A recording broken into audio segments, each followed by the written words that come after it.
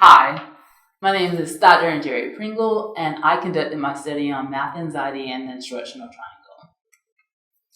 As learning is an endeavor of connections and relationships, I utilize the instructional triangle to depict the relationships between the teacher and the content, the teacher and the students, students and other students, and the students and the content.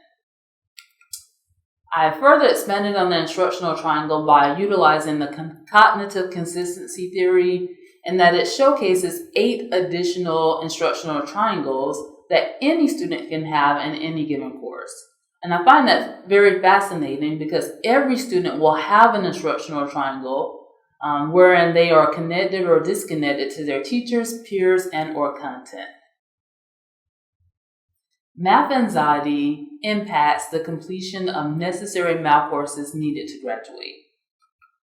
80% of 2-year students and 25% of 4-year students struggle with moderate to high math anxiety, while 67% of 2-year students and 44% of 4-year students taking remedial math courses are considered non-completers, meaning that they failed to graduate and they're no longer enrolled.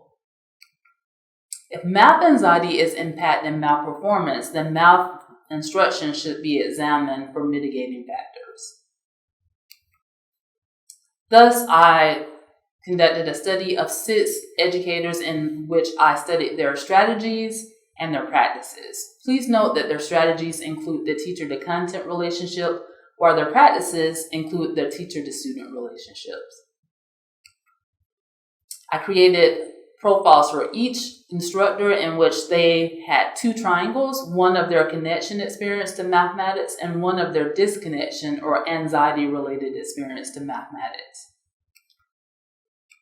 Their profiles allowed me to expand upon the instructional triangle and present a 3D model of the instructional triangle known as the perspective taking pyramid, in which educators can connect to both their connection and disconnection experiences while creating interventions that speak to students' math anxiety. The instructional triangle was very good at depicting a lot of relationships. However, it failed to depict the relationships that educators have with themselves and that students have with themselves. Thus, if educators are consistently creating empathetic practices that allow them to make interventions, then their classrooms become centers for connection.